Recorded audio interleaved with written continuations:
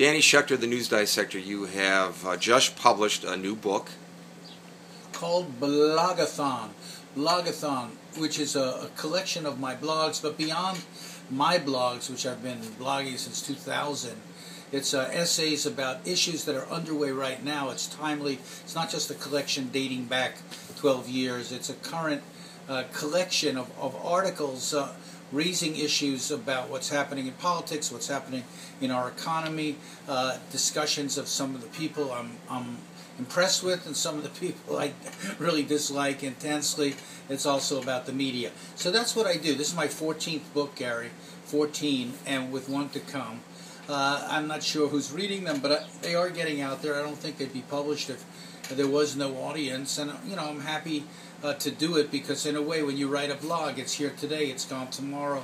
Nobody remembers it. So by putting it in a book, even if the book itself as an art form is on its way out, nevertheless, it's a sense of achievement in some way, that somebody will be able to read my work and be able to reflect on it. But I'm a busy beaver. I'm not just writing books. I do TV programming. I do various TV specials, and I do a weekly radio show. So all of that is part of my kind of media output. At the same time, I'm a media critic, writing about the media in a critical way, trying to raise questions based on my experiences in rock and roll radio, in network television and local reporting, at CNN, at ABC News, even at CNBC. So I have a lot of experience inside the media beast, and I also have a lot of thoughts about why it is the American people have all this media and yet are so ill-informed. When they do surveys of what people actually know, we find that Americans know very little. They can regurgitate message points that they've heard on the media. They have opinions, but they don't always have facts and background and context of events that helps you make sense of it. So this is one of the problems with our media system. It's there, it's on 24/7. You can get it on your phones, you can get it, in every possible media. But that doesn't necessarily make you any smarter or more knowledgeable about what's going on. And that's why I think people like myself can make some contribution to helping people understand what's really happening, put it in some sort of framework to make sense of it.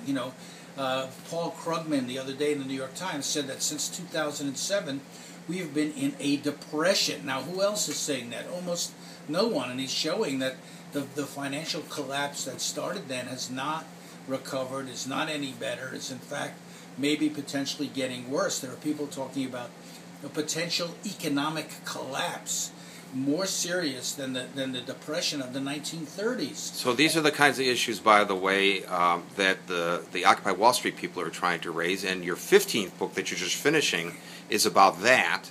Yeah, well, this is what it looks like. I'll show you the cover. Occupy, Dissecting Occupy Wall Street.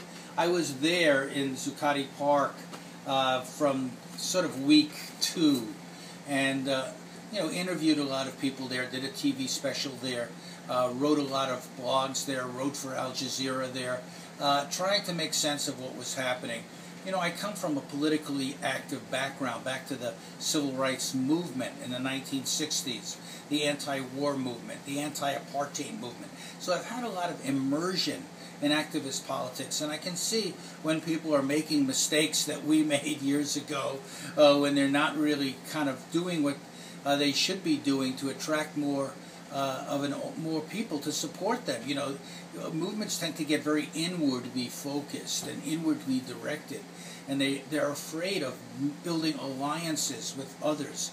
They're afraid of being co-opted and the like, and as a result, they end up talking to themselves. And we have to do better than that if we want to make a change in America. As you know, we're in a political race now where so many of the people who supported President Obama in 2008 are very disillusioned today.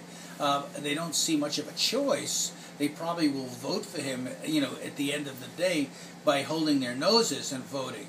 But that doesn't make for a really healthy democracy that people can believe in when so many people are depressed about what's happening, when the political process is so polarized and paralyzed and unable to achieve anything, stalemated, if you will.